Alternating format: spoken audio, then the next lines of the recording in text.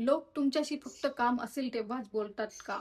तुमचं मत फारसं कोणी विचारत नाही का? तुम्ही कितीही चांगलं वागलात, इतरांना मदत केली तरी लोक तुमची किंमत करत नाहीत का? असं तुम्हाला वाटतं का? जर असं वाटत असेल तर निराश होऊ नका. कारण अनेक वेळा समस्या लोकांमध्ये नसते, तर आपल्या काही छोट्या सवयींमध्ये असते. नकळत आपण अशा गोष्टी करत असतो, ज्यामुळे लोक आपल्याला गृहीत धरायला लागतात.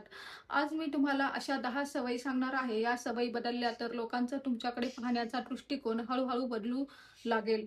त्यामुळे हा व्हिडिओ शेवटपर्यंत नक्की पहा.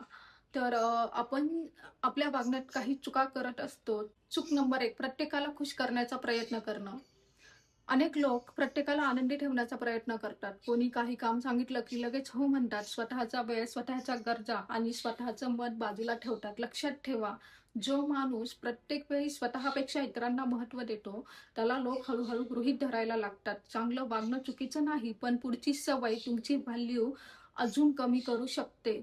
चूक नंबर 2 अशी आहे, स्वतःचा आदर न करणं. जर तुम्ही स्वतःचा आदर करत नसाल, तर स्वतःची किंमत कमी करत आहात, हे लक्षात ठेवा. तुमच्या वेळेची, मेहनतीची, मतांची किंमत तुम्हीच ओळखली पाहिजे.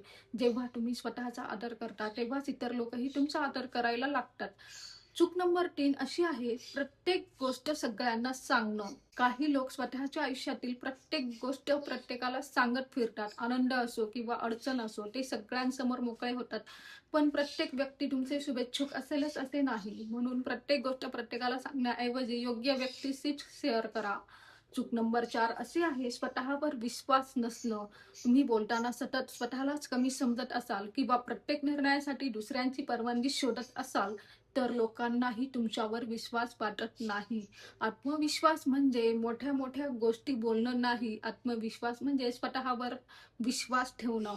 चूक नंबर 5 अशी आहे, प्रत्येक टीका मनावर घेणं. सगळ्यांना तुम्ही आवडाल असं नाही.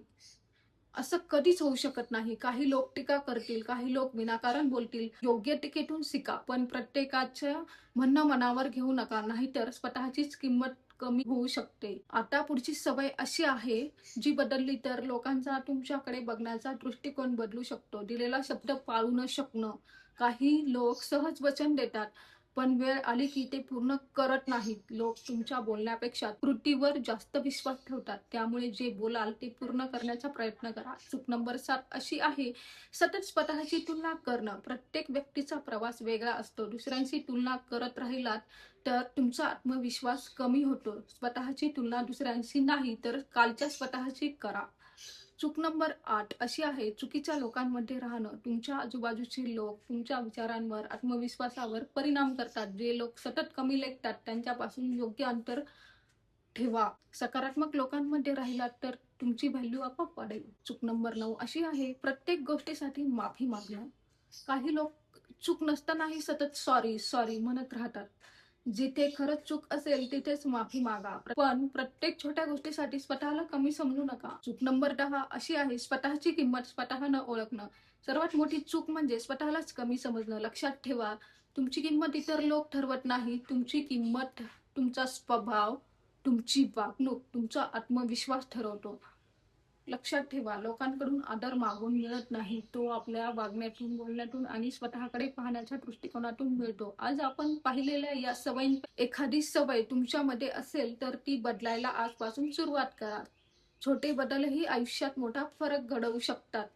या 10 पैकी तुम्हाला सर्वात महत्त्वाची सवय कोणती वाटली ते कमेंटमध्ये नक्की सांगा. जर हा व्हिडिओ तुम्हाला उपयुक्त वाटला असेल, तर तो तुमच्या मित्रांसोबत आणि कुटुंबियांसोबत नक्की शेअर करा.